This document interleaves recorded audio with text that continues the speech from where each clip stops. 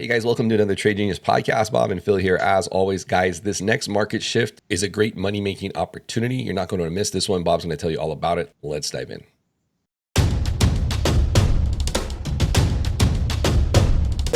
Trade Genius.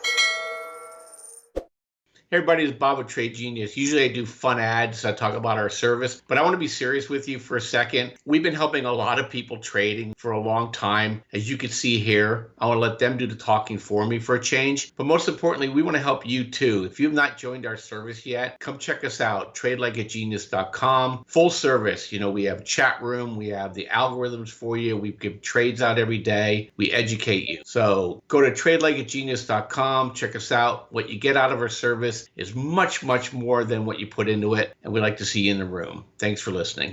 All right, Bob. So what do you got up your sleeve this time? I'm wearing short sleeves, Phil. I think in lieu of a market crash is what we're seeing some things happening underneath the surface here, that we're seeing a shift from growth to value, and we're seeing a shift from tech, financial assets to commodities and energy. And the interesting about it is I think this game is just starting. So if the Fed and the government get aggressive and they keep the market per se from crashing, I think we're going to see a rotation out of tech and a hard rotation into commodities like we did in the 70s before inflation kind of overwhelmed everything. So I wanted to show you guys a couple charts. And full disclosure, I am totally long all these, and I've been long and I've been well rewarded. And I'm still amazed that they haven't been able to push these stocks down. And I think that bodes well for when people start bailing out of tech, where are they going to put their money? Because the bond market's not letting them really provide any value, if you will, because they're afraid of principal loss. So the first chart I want to show you guys here is the growth to value relationship. A lot of people, hedge funds have like 60-40 stock bonds. Some of them have growth value ratios. Value side of it has just been decimated. It's all zero DTE, high beta, Momo stocks. That's all there is. But we've seen a sea change here. It started in the beginning of the year, the rotation out of these high Momo names. And you look at stocks like Tesla. We talked about this in the room yesterday. It's down 50% from its highs. And all it's doing is dead cat bounces on its way down to oblivion. And I think we're going to find out with just nearly every tech stock out there, except I'll make one exception. Microsoft looks pretty broad-based, so that might be an exception to the rule. But you look at Google and Facebook and Amazon, they're all retail-facing. They're probably going to struggle as the market continues its recessionary talk. But with stagflation, the commodities are going to hold up. So a lot of energy names, a lot of commodity names are all in the value plays right now, Phil, and they're going to get bid as the tech stocks are going to get bid down. The next chart I want to throw up here is this is how they're positioned in energy. The hedge funds, and the long-only funds have some of the lowest exposure to energy ever out there. And I think it was a lot of worry about, is the Biden administration and the globalists going to be successful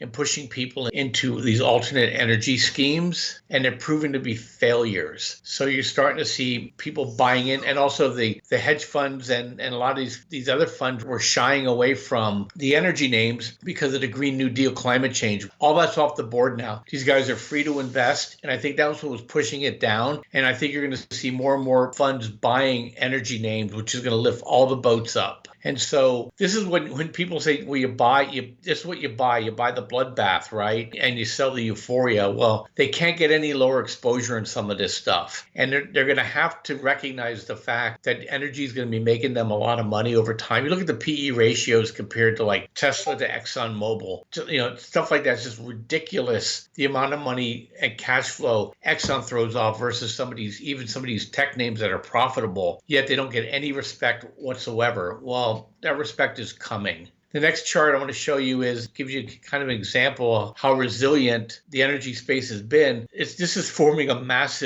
cup and handle or a double top breakout, and looks like it's a retest, and it was successful of the support that was resistance that became support fill. So, you take a measured move from that, XLE can easily move up another 30 or 40 points. From here, that's going to lift all the integrated names and all the small cap names, and it's going to be a really good trade, very good opportunity for people that aren't looking just to run and hide into cash, because the bond market, as you and I have been talking about until we're blue in the face, is that Powell is resisting very hard the urge to cut rates. And if interest rates keep creeping up, energy is a natural place for people to hide out. And I think people are starting to recognize that. I don't know if you have anything else from me. I think that was the last of my charts.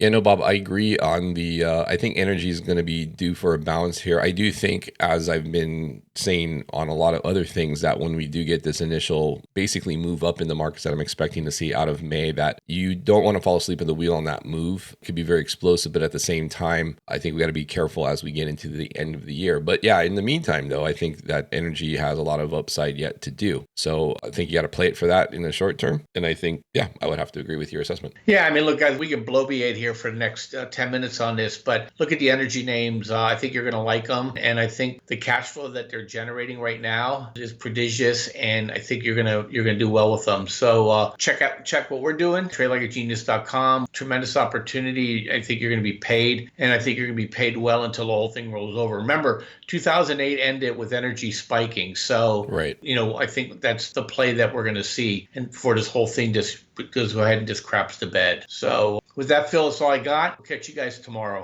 All right. See you guys later.